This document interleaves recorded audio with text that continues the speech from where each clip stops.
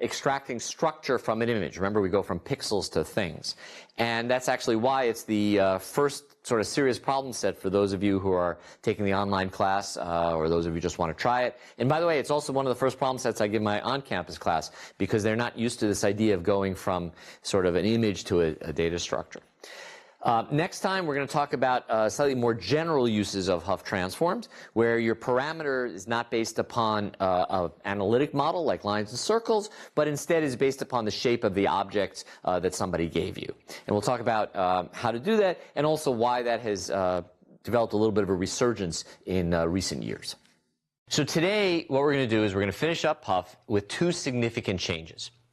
The first one is we're going to use non-analytic models. So it's not going to be lines, not going to be circles where our parameters were analytic parameters.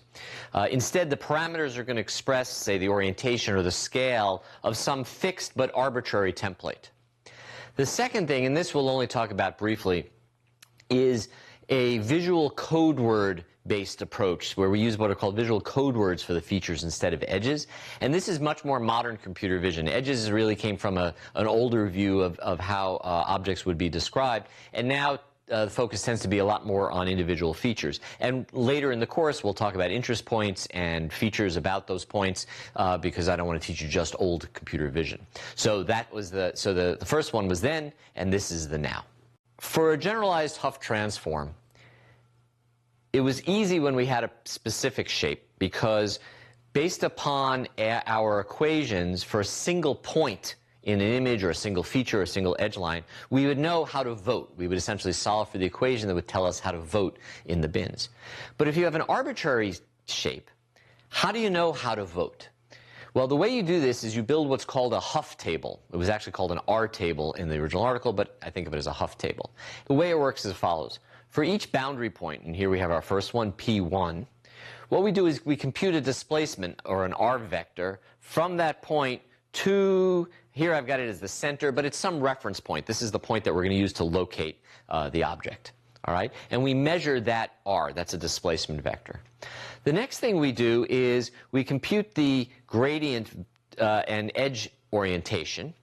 And what we do is we take that R and we put it into a table that's indexed by theta. All right, so if we had some other point that had the same theta, it would also add its R to exactly the same table location. So you would have multiple displacements, and I'll show you an example of that in a minute. But the idea is that you create the R based upon the offset, and then you index it by theta. Here's our second point, P2. It has a different theta, and there would be a different R entered into that table. So we store the displacements in a table indexed by theta. At recognition, we essentially go backwards. What we do is, at every boundary point, we compute the theta that's there. By the way, for now, we're assuming that the orientation of the object doesn't change. In a minute, I'll show you how to solve it when, well, more than a minute. I'll show you how to solve this when the orientation does change. So at every boundary point, here's P1, we figure out the orientation. We go into our table, we find all of the displacement vectors that are associated with that orientation. So there's going to be this one. Maybe there were some others as well. But we're definitely going to vote with this one for this point. Then later at P2, we find its orientation. We find all the displacement vectors that are associated with that orientation. That one's definitely has this one, so that votes as well. And the whole idea is that the correct reference point gathers a whole bunch of votes. So what you're doing is you're using this table, this R table or Hough table, in order to tell each point in the new test image how to vote. This was originally done by Dana Ballard, and I point out that this is back in 1980. 30 plus some odd years ago. And that's just a way of showing you that what goes around sometimes comes around even in computer vision. So let me take you through an example now. And in this example, here you've got a picture, I'm going to assume a few things to make it easy. The first thing I'm going to assume is that we've got these little edge elements, these gradients, and I'm going to assume that we know which way is inside to the edge and which way is outside. It just makes it easier for the image for indexing. So let's start by looking at all of those bottom horizontal edges that are pointing inwards. All right? So they all have the same theta. All right? Now, As we go across all those different edge elements, they each have different displacements to the center. So all of those red lines, those are all the displacements associated with being a bottom horizontal edge. So if I found a little bottom horizontal edge, I'd have to vote with all of those displacements. So what that would look like at runtime is as follows. So here I have a little edge element, and it's voting for all these different displacements, which all would lie along that line. Where did all those different displacements come from? They're all here. These were the displacements for every possible bottom edge line, so every one of those vectors have to be voted by each bottom element. So that's just one element, but of course there's the next element. It has to vote the same way. It comes from the same theta, and another one, and another one, and another one, and eventually this big long line of possible offsets are voted for. Now, I didn't indicate here, the one in the middle is actually voted for more often, so maybe you can think of the middle as being thicker than the ends, but the idea is that this line has the votes for where the center might be. We don't know where along the center it is yet. Well, now what we can do is we can take a look at the downward pointing diagonals. And you'll notice that for the downward pointing diagonals, it can be anywhere from being straight above it all the way over to the right of it. Okay? So it can be straight above it or all the way over to the right. So what this means is at runtime, each little diagonal element has to vote straight above it all the way over to the right. And that's what's represented here for the first part. And here's another diagonal element, and another diagonal element, and another diagonal element, until finally they've all stacked up. And you'll notice already I know where the object is. This is how the center was found. So the idea is that we're using this table of those offsets indexed by the gradient in order to vote for the center. So the generalized Hough transform, or general Hough transform algorithm, is very easy. If the orientation is known, you know the orientation of the object, you do exactly what I showed you. For each edge point, you compute the gradient direction. You retrieve the displacement vectors R for that direction to vote for the reference point, and the peak in this space, in this case we're only voting in x, y, that's the reference point, that's where your object is. It's the one with the most sort of supporting edges. Now, it's sort of unreasonable that you might know the orientation and the scale, so let's talk about orientation. Okay, suppose the orientation is not known. Well, all we have to do is try the different possible orientations, and that's written here. Again, for each edge point, but now we have what we'll call a master orientation. This is the actual orientation of the object. For each orientation, possible master orientation, we compute the gradient direction, but we subtract off the master.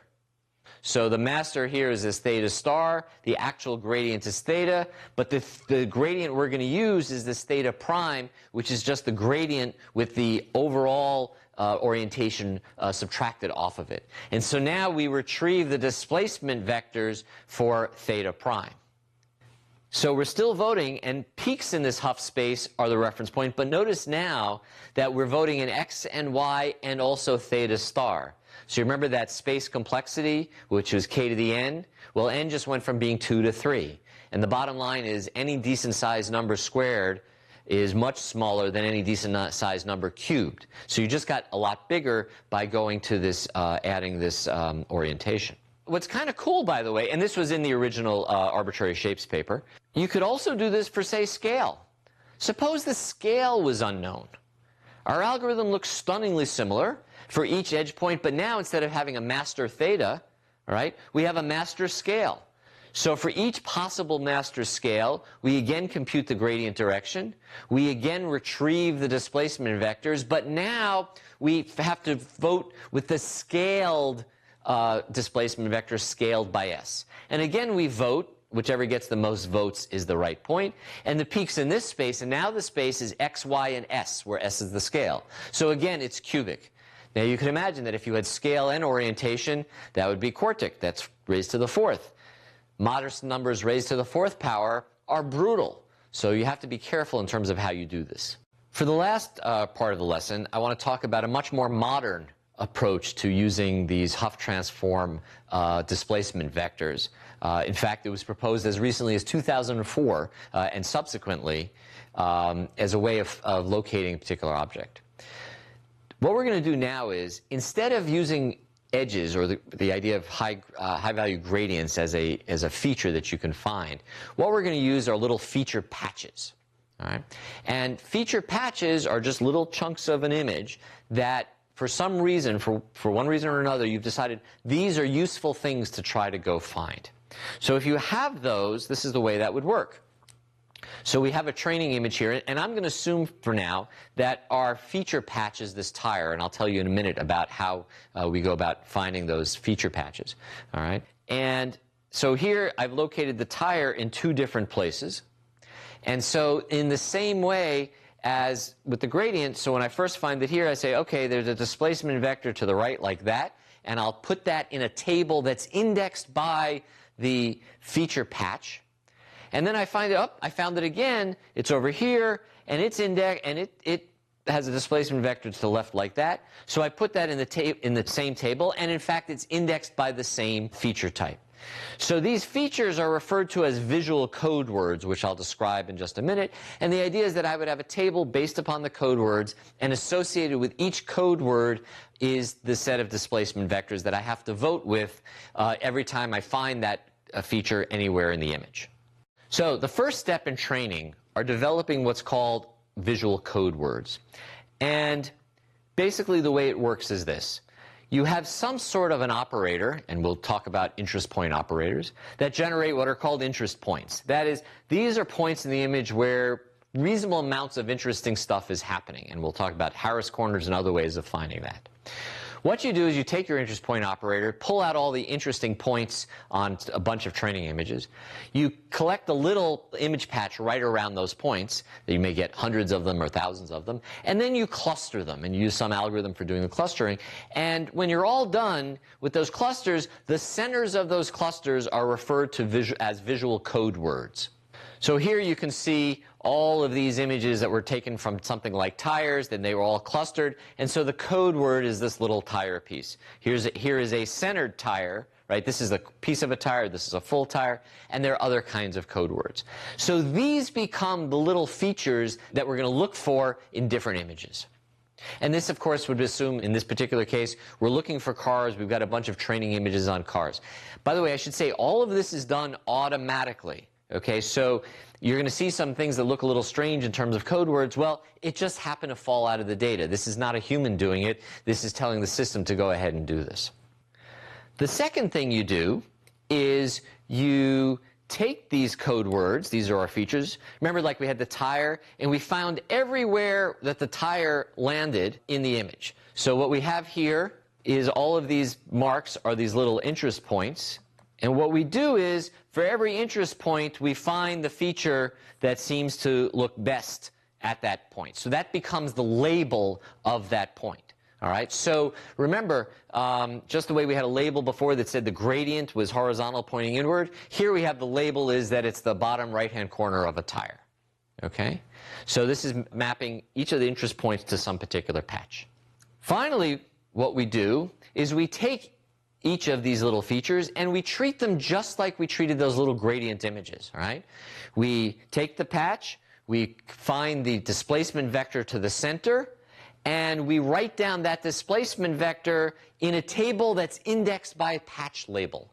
So if I find a tire and it's to the left, which means the displacement vector is to the right, I put down that displacement vector. If I find a tire to the right, which means its displacement vector is to the left, I add that same displacement vector to the table with the entry of the tire. And that stores all those displacements. So at runtime, it works like following. So here I'm going to show you on two cars using just the tire patch as the example. All right? Suppose we have only one feature, and it's the tire. And suppose we try looking for it everywhere. Okay? So we look for it everywhere, and we find these four. Okay? Well, when we find them, what we have to do is we have to take the displacement vectors associated with that code word and vote with all those displacement vectors. So let's remember, for the tire code word, there are two displacement vectors, one to the right, one to the left, so we vote for those. And then we simply look for points that have more votes than other places. So in this case, where are those points? Well, just in the center of the cars.